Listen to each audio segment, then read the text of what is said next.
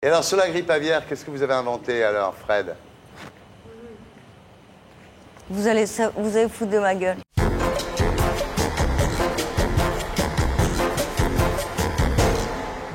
Alors, Fred Vargas, vous sortez chez Viviane Ami un nouveau polar qui s'appelle Dans les bois éternels.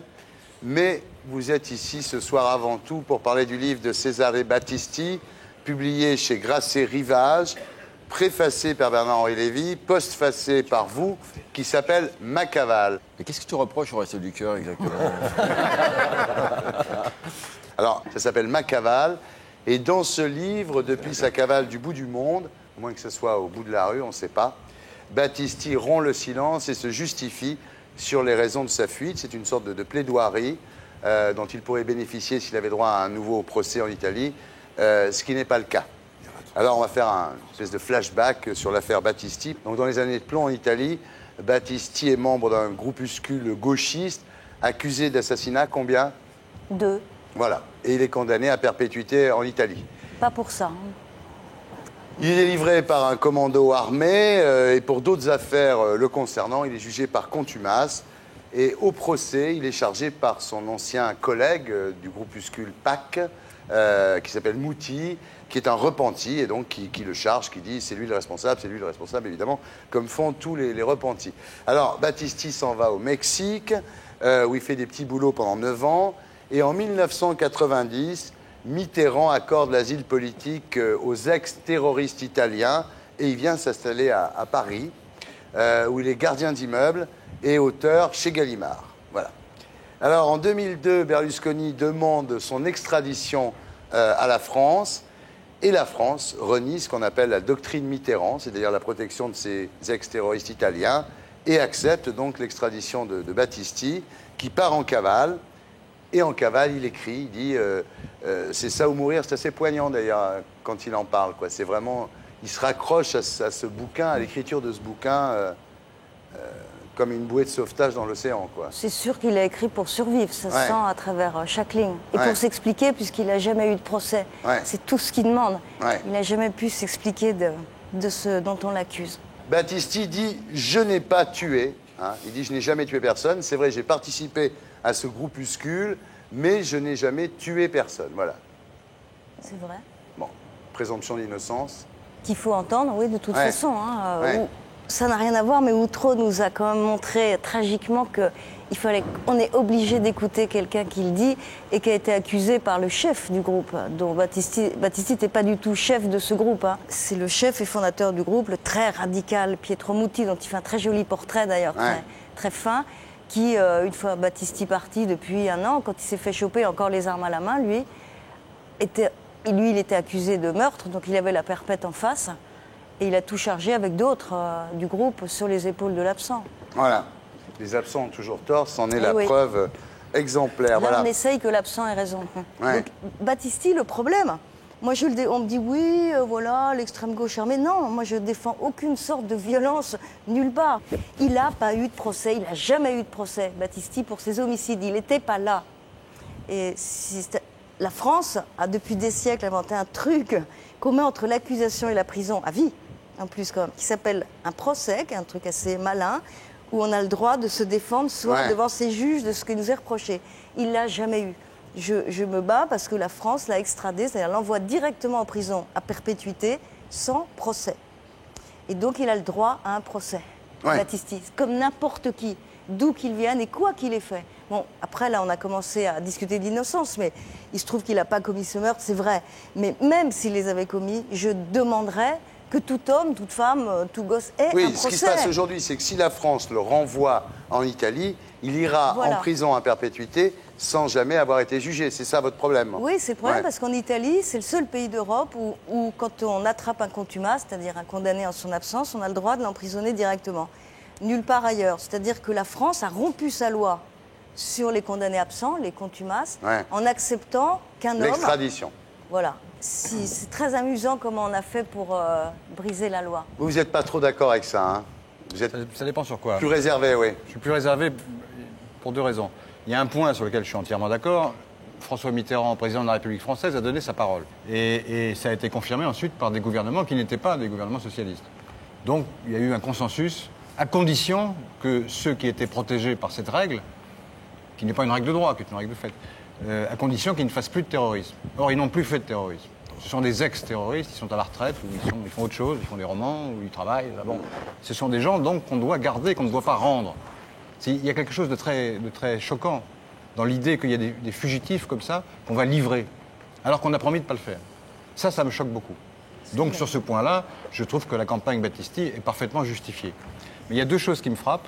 La première, c'est qu'en Italie, toutes sortes de gens ont dit « mais vous êtes fous en France, tous ces gens-là, c'était des terroristes, n'oubliez pas ».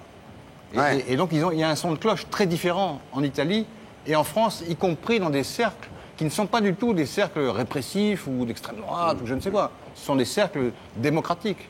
Donc, ce qui vous frappe aujourd'hui, c'est qu'on défend ici quelqu'un qui, en fait, est considéré par ses compatriotes comme un terroriste, quoi. Oui, non, mais je ne suis contre l'extradition, hein, je suis en clair. Je suis contre qu'on l'extrade. Bon, ça c'est une chose. Alors, il y a une deuxième chose qui me gêne, mais ça, c'est pas du tout le cas de Fred Vargas. Mais dans la campagne pro-Battisti, autour, il y a quand même l'idée sous-jacente qu'on va donner une version de ce qui s'est passé pendant ces années de plomb qui est édulcorée et qui finalement est largement falsifiée. Ça consiste à dire, oui, mais alors à l'époque, vous comprenez, il y avait une sorte de guerre civile entre deux entités qu'on met sur le même plan, l'État italien et puis les groupes d'extrême gauche.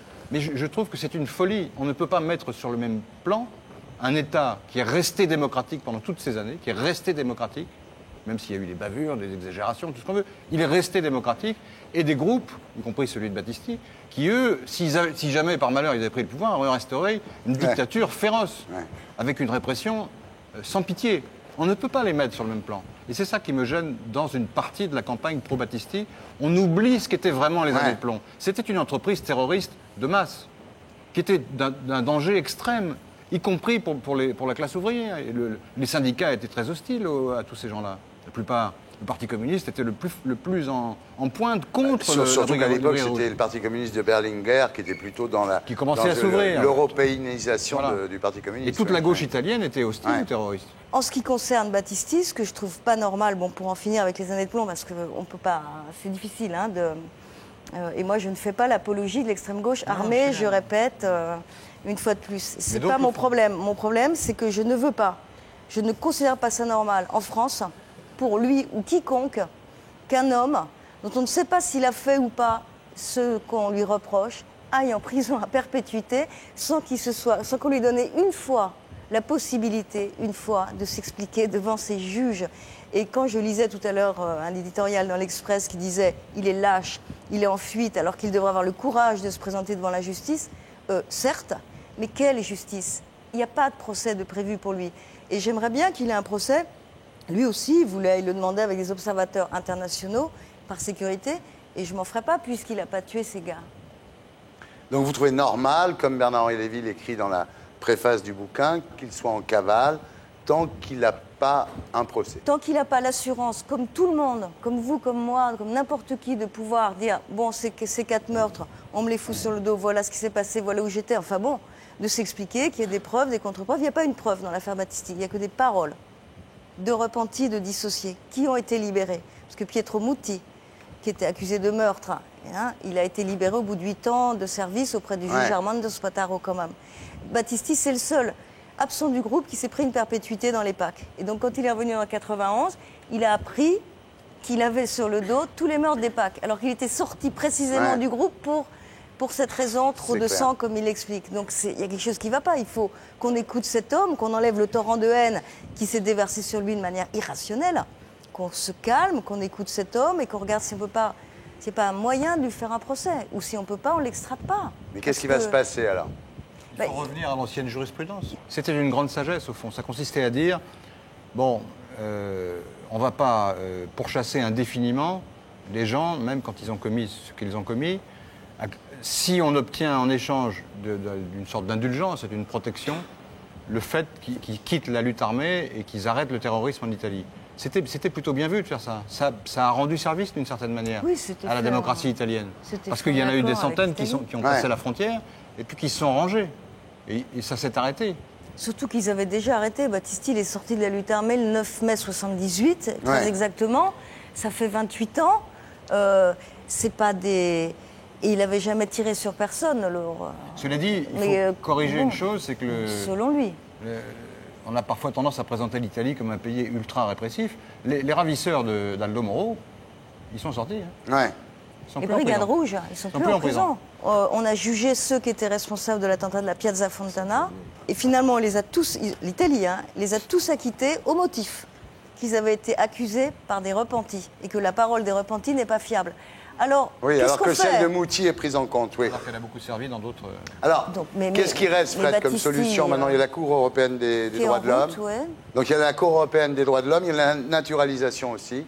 C'est-à-dire que Battisti peut être naturalisé français. Oui, parce qu'on lui a retiré sa naturalisation quand il était en prison, quand il l'a emprisonné 3 semaines en 2004. Qu'est-ce qui s'est passé, Fred? Comment ça se fait que d'un seul coup, vous êtes venu comme ça, focalisé sur l'affaire Battisti, comme si vous étiez Voltaire et si c'était l'affaire Calas? Bon, quand Battisti s'est arrivé, ça a croisé ma route, j'ai dit « Ah là, ça va pas non plus ». J'étais une des dernières à signer, qu'on ne dise pas que je m'emballe pour un oui, pour un non. J'ai dit « Non, moi je signe pas parce que c'est un gars qui crée du polar ». Faut pas déconner, on va pas faire du corporatisme, c'est idiot. Donc, comme je suis historienne, archéologue quand même, j'ai compulsé mon dossier, ils m'ont dit « Mais tu nous emmerdes, signe ». Non, je travaille d'abord. J'ai travaillé, ensuite j'ai vu que ça n'allait pas du tout, cette affaire, et quel était le marché. J'ai signé, et ensuite j'ai continué à travailler. C'est mon drame, c'est que je travaille, une fois que j'ai démarré un boulot... Bon. C'est votre côté archéologue, ça, vous allez jusqu'au... C'est la vérité enfouie sous les tonnes de gravats, ça m'énerve. Donc il faut la dégager. On peut en faire... Aujourd'hui, on n'a plus le droit ni d'avoir faim, ni d'avoir froid. Et ça, tu t'en branles. Je veux dire que dédramatisons quand même, parce qu'au bout d'un moment, ça finit par donner de moi une image de... Dédramatisons, ça fait partie de la vie, des combats de la vie. Il y en a plein d'autres, il y en a beaucoup. Celui-là est très médiatisé, on le voit. Donc, bon, Battisti, c'est le premier à avoir des fous rires, même avant son extradition, avec Guy Bedos et tout, qui disait « Qu'est-ce qu'on a ri avec l'affaire Battisti ?» Alors, il est où Battisti, là? Si je le savais, je ne vous le dirais pas. Je ne le sais pas. Je pense que, quand même, il n'est pas assez idiot. S'il y avait quelqu'un avec qui il devait se mettre en contact, quand même, un peu trop de visibilité dans l'affaire Battisti pour qu'ils disent « Tiens, je vais appeler Fred ». Non, je ne lui conseille pas. Hein, il vous appelle pas, là? Non. Moi, je suis sur écoute, je suis sur... C'est quoi son portable? Je ne sais plus. Et Ben Laden, vous l'avez, Ben Mais Thierry a son portable. C'est dur à joindre, ces gens-là. Hein. Quand on veut les avoir pour une info, c'est pas pratique. Hein. Je me suis fait la peine. Je me suis fait César Battisti Macaval, c'est publié chez Grasset Rivage. On va la garder. Je me suis fait la peine. Je me suis fait la peine. Je me suis fait la peine. Et puis il y a ça aussi, alors, dans les bois éternels, votre nouveau polar, mais qui passe un peu à l'as avec tout ça, mais vous en foutez, vous en vendez beaucoup de toute façon, non? Oui. Ça marche bien? Oui, je sais pas pourquoi, mais... Ça marche bien, à juste raison. Ouais. C'est une très bonne écrivaine. Et alors, sur la grippe aviaire, qu'est-ce que vous avez inventé, alors, Fred? Vous allez foutre de ma gueule. Pas du tout, je sais ce que vous avez inventé. Vous avez inventé un grand manteau en matière plastique. Transparent pour pas qu'on se déshumanise comme les corbeaux de la peste. Parce qu'en fait, ça se transmet, hein, c'est ça l'analyse. Mais oui, le problème, c'est que les masques, il n'y en aura pas. Voilà. Ça, on le sait, c'est un problème de production et de quantité. La grippe, elle arrivera, bon, à 90% de risque. Ça veut dire quoi, à 90%? Tous les centres d'épidémiologie calculent le risque de mutation à 90% de probabilité, voire 100%. Donc elle arrive, la grippe aviaire? D'ici 5 ans. On a le temps de se préparer, de fabriquer la cape. Voilà. Parce que donc le problème, même si on avait des masques, il faut des lunettes parce que ça rentre par les muqueuses des yeux. Et puis c'est un aérosol. Quand on se parle, on est à combien? C'est 3 mètres max, hein, en éternuement ou en tout, 2 mètres en parole. Donc c'est un aérosol comme une bouteille d'évian. Hein, quand on... donc ça se dépose, l'aérosol, dans les cheveux. Et pourquoi ils ne nous le disent pas, ça, à la télévision? Alors je le dis, ça se dépose partout. Donc 60% des rhumes, à peu près, on les attrape, on arrive dans un café, on fait ça, on ramasse l'aérosol, des gouttelettes de pflug. De pflug? De pflug, des gouttelettes de pflug. En fait, ça s'appelle des postillons microscopiques. Hein. Et donc, comme le virus de la grippe vit 3 à 4 heures à l'air libre, si on fait ça et qu'après on fait ça, on dit « Oh, c'est bien, on est tranquille dans ce café, j'attrape. » Donc la cape, faut pas. Bon, je l'ai testé à la maison. Hein. Mais c'est indispensable ce Z derrière, là. Le quoi? Le Z derrière. Non, il faudra qu'on puisse être autonome. Ne pas se mettre dans les mains du gouvernement qui ne pourra pas alimenter les gens en quarantaine vu qu'il n'y aura pas de masque. Qui c'est qui va le faire, de nous apporter à manger? Donc, en fait, ce qu'il faut éviter, c'est la dislocation sociale. l'épidémie tombe. En 3 jours, on devient des brutes. Il faut le savoir. Il faut arriver à avoir une autonomie pendant 1 ou 2 heures pour aller faire ses courses. Ça me paraît indispensable qu'on ne se remette pas comme des bébés en disant que fait l'État ne pourra pas faire grand-chose. Et le Tamiflu, c'est très compliqué parce que ça marche dans les 48 heures de l'atteinte.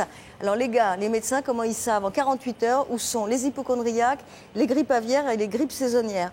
Donc avec une cape, on sort. C'est une cape en plastique transparent, mais on peut la taguer, on peut faire des trucs, ça peut être marrant. Je suis on peut mettre sûre de que vous allez slip, avoir aller dans des le marais, idées. enfin, il y a plein de possibilités. Mais exactement. On peut se mettre tout nu en dessous, Voilà. on peut blaguer.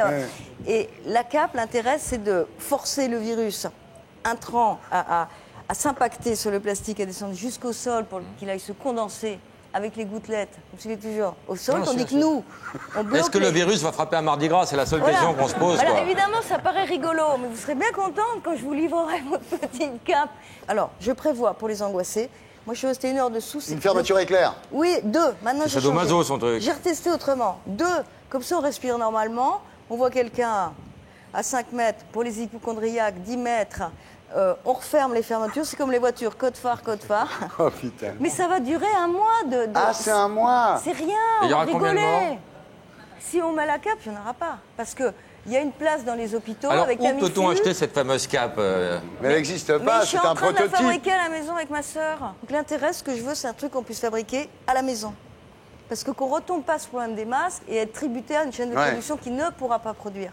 Donc, ce qui m'amuse, c'est de voir si on peut effectivement le fabriquer à la maison. Le truc dans le dos, en fait, c'est un fil de fer très fin pour que le plastique reste là, qu'on l'emboule pas. Non, mais c'est intéressant. Et tout ça, c'est pour aller faire ses courses. Ouais. C'est pas plus pour- pratique de se faire livrer? Je sais pas, je pose la question. Qui va livrer sans masque? Le mec qui aura la cape. Merci d'avoir été avec nous, Stéphane. Et pour être sûr de ne rien rater de Inarditube, abonnez-vous et mettez un pouce bleu.